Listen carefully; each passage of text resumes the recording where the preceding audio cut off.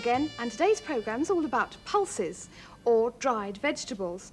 And they're quite extraordinary because if you're eating a balanced diet anyway, if you're eating enough dairy foods and cereals, pulses can provide you with the same amount of protein as meat at a fraction of the cost. And I think for this reason they're going to play a very important part in our diet in the future because meat's becoming more expensive and also becoming much more scarce. And we can take a tip from some of the poorer countries of the world who do really delicious recipes with pulses. Well, first of all, I'd like to run through a few pulses with you. I've got a few samples here. Of course, there are hundreds of varieties, but I'd like to show you one or two to start off with. First of all, chickpeas. These are sometimes called garbanzos, and these are what are used in Greek cooking, sometimes in salads, and sometimes made into a puree, which is called hummus. Next door, we've got an old-fashioned English pulse, and that's dried peas, and these are the sort that you use when you make old-fashioned peas pudding, which is served with a nice boiled bacon joint. Now, next door to dried peas, I've got split peas, and they're in fact the same as dried peas, only they've been what I call filleted. The skins have been taken off. Now, there's two sorts, golden, split peas, and green, and I've found in my experiments that the green ones, in fact, I think have a slightly better flavour than the yellow ones. Then we move on to something which, to me, seems a sort of cross between a pea and a bean, and that's aduki beans. They're very small, tiny, they have a nutty flavour, and they're nice cooked with rice, either as a salad or as a hot dish. Now we're moving on to one of my favourites, and these are whole lentils. Sometimes they're called green lentils, sometimes brown. I call them green and brown because that's what they are. And they're whole lentils. And really they have an awful lot of really delicious flavour, much better than these next door, which are the, again, filleted lentils. These are the ones with the skins taken off and just the insides. And I promise you, these have only about 50% of the flavour of the whole ones. So I'd always use the whole ones in preference. Now we move into another one, which is not one of my favourites. These are haricot beans, but the small haricot beans, the small round ones, these are of baked bean fame, and although they're just as nutritious, they're not half as good in flavour as these next door, which are the long haricot beans. I've still got lentils on my fingers there, but what I'm showing you now is the length of these beans, which are what the French use in dishes like cassoulet and the Italians as well. And they're a much better bargain flavour-wise. Now next door I've got butter beans here. These we're more familiar with. They're despised in some circles, but I think they're quite good. They cook up to a nice floury consistency. They make a creamy soup. And the only thing is, if they're a bit on the dryish side, you need some sauce or something to soak into them. Well, then further along here I've got a first cousin of the long white bean, and that's red kidney beans, sometimes called navy beans. These are a lovely, pretty red colour.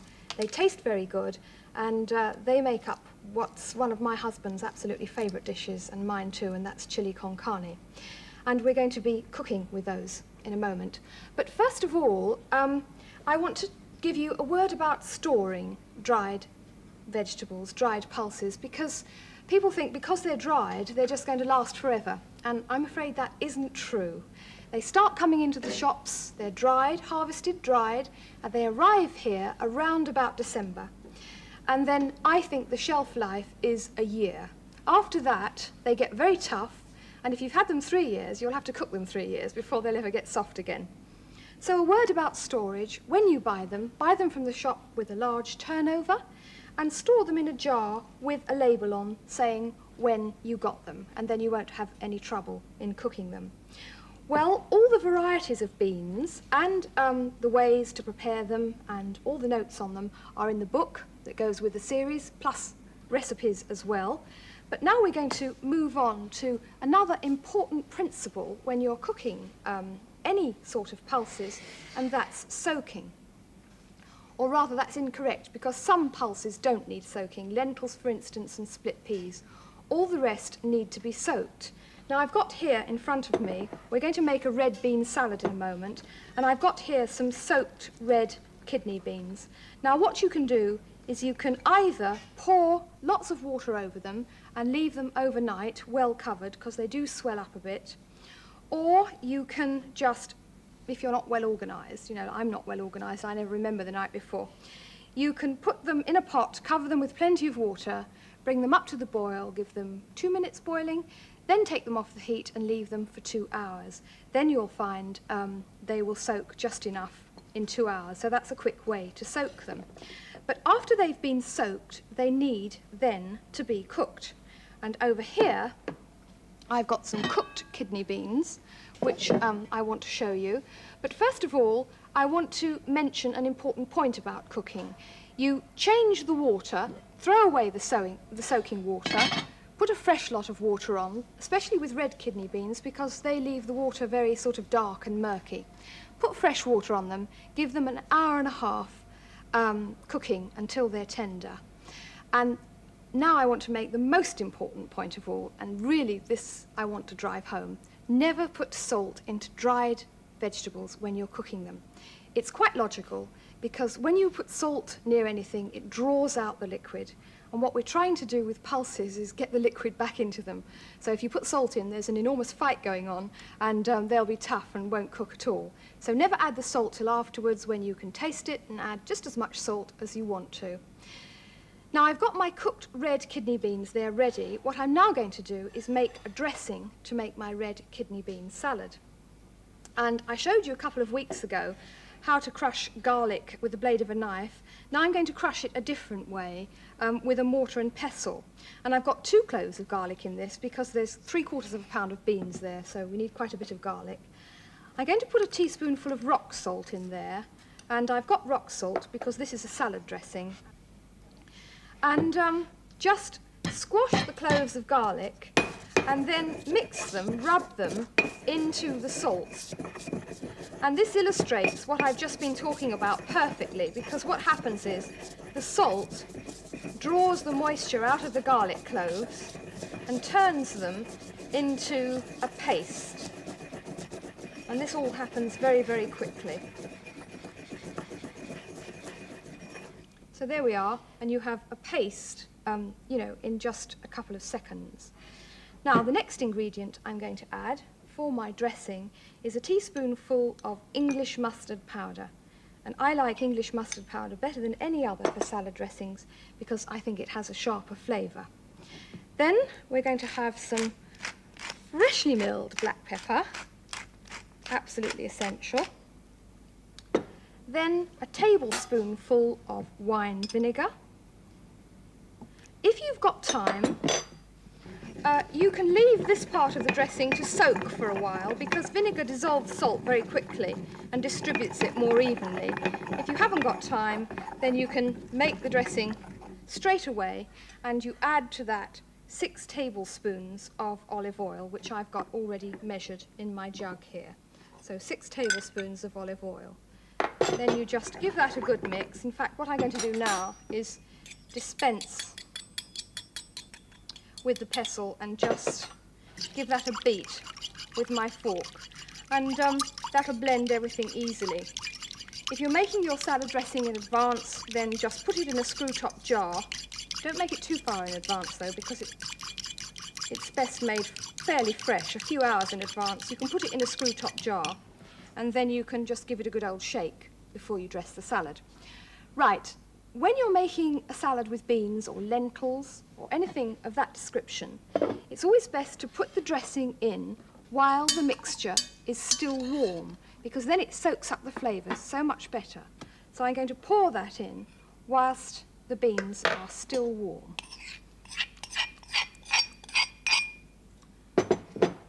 Just give it one little mix around.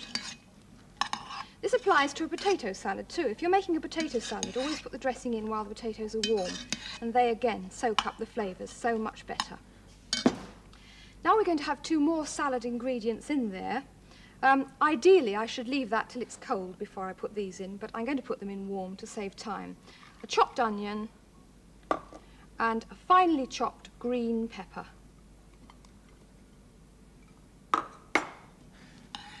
And now I'm going to just coat those with the dressing because they need, the onion and the pepper need to have the dressing on them as well. And it's very important at this stage to do a bit of tasting I'll just get back that escaped bean there. Do a bit of tasting. Make sure you've got enough seasoning, enough pepper and enough salt. And then to serve the salad, I'm going to serve this, in fact, in a shallow dish on a bed of lettuce leaves. It'll be enough for 6 to 8 people, and if you want to, you could serve it in individual dishes lined with lettuce leaves, or like this, if it's going to be for one of those sort of help-yourself parties where everybody has a spoonful of this and a spoonful of that. Now I'm going to put some freshly chopped parsley on the top because that is a nice bit of visual aid. And then one more ingredient. Because we're using Mexican beans, I thought it would be nice to give the salad a bit of zest. And so I'm using hot Tabasco sauce. And I'm just going to pour a few drops of that. And it's very hot, so just a few drops of that very hot chili sauce on top. You can leave that out, or you can leave a pinch. You can use a pinch of chili powder instead, if you like. But anyway, that's red bean salad, and that's absolutely delicious and very good for the winter months when there aren't so many salad ingredients available.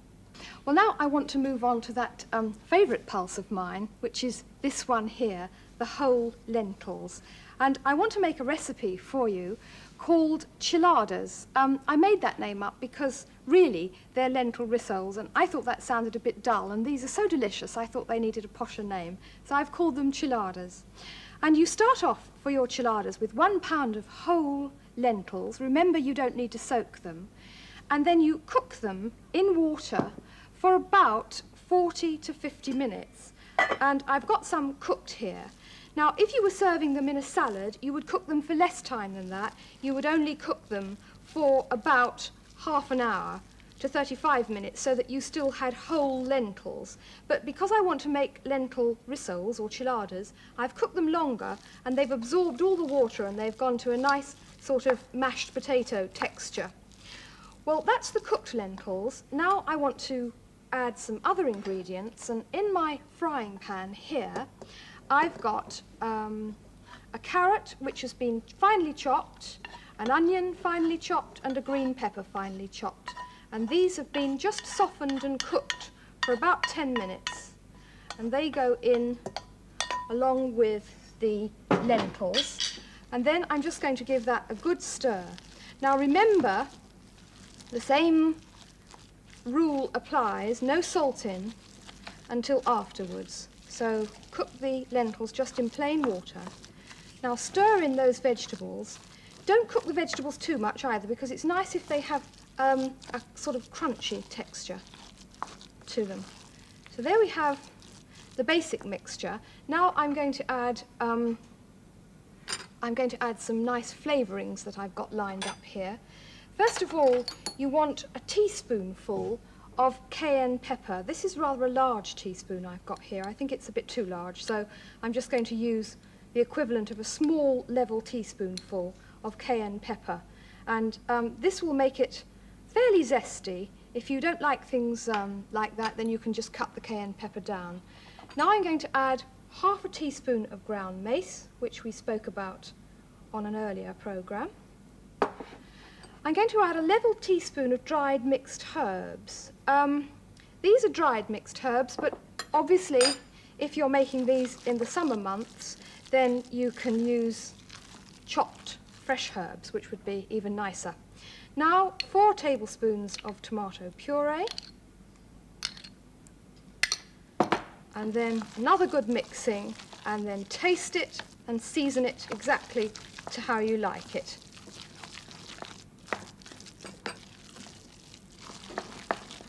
This is 1 pound of lentils, and it's amazing. It's going to make enough for 8 people.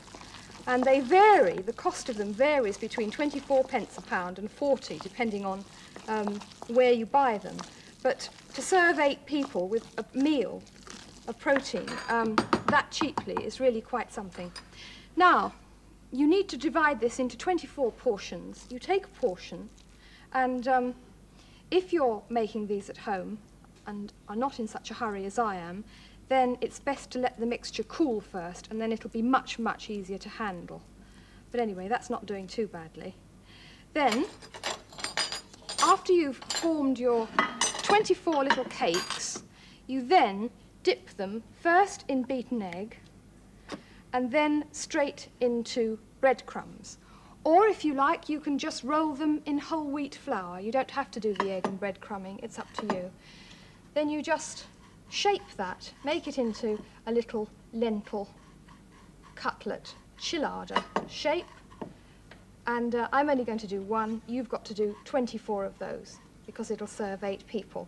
Then all they're going to need after that is some shallow frying, and use something like ground nut oil and give them about 2 or 3 minutes on each side till they're a nice golden brown colour, like these I've got, which I fried before we started the programme. So there are the finished fried chiladas, and this is one time I'm going to garnish them with some watercress just to make them look a bit prettier, and I'm serving them with a nice homemade tomato sauce there, which you can see. And this is one time when I really do wish that I could give you a taste of that, because they really are so delicious and incredibly economical to make. So that's chiladas. Now we're going to do a sort of double take with this recipe, because you can use a mixture like this, the same mixture that we've just made, using 3/4 lentils and 3/4 split peas, and you can make what I call vegetarian shepherd's pie with it. And I've got one in the oven, so I'm going to take that out and explain exactly what's in it.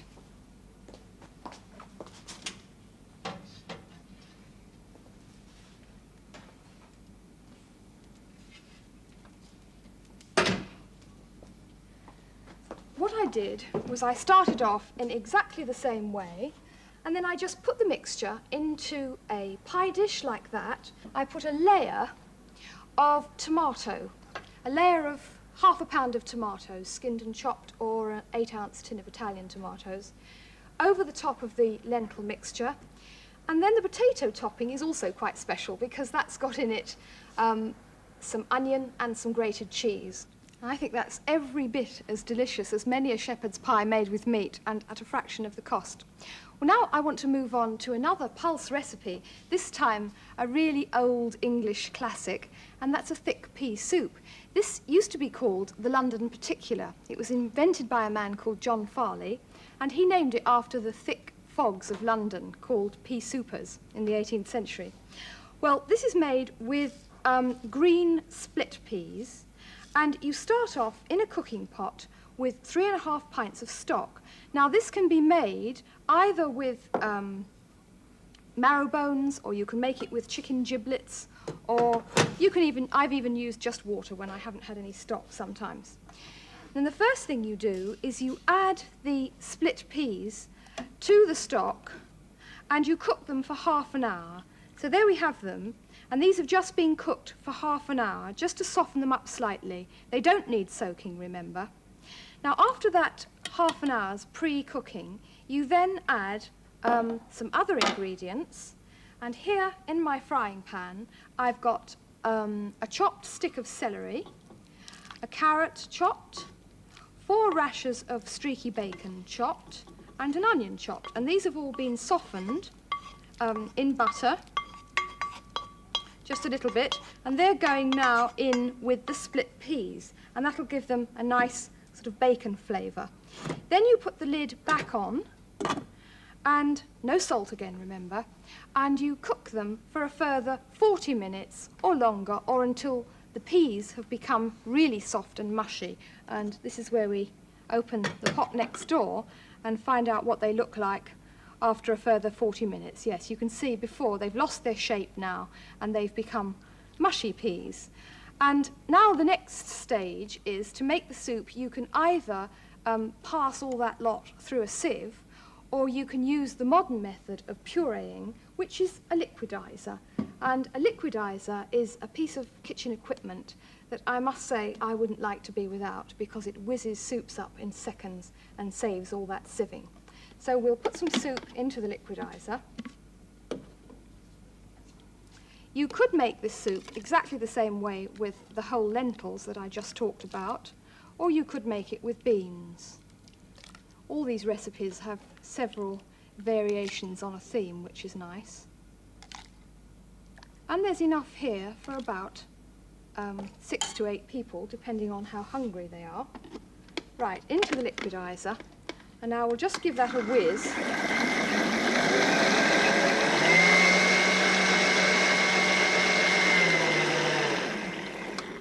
This is a point where choice comes in. Some people like to have their soups velvety smooth, and other people like to have a little bit of texture in them. So how long you liquidize it is really up to you.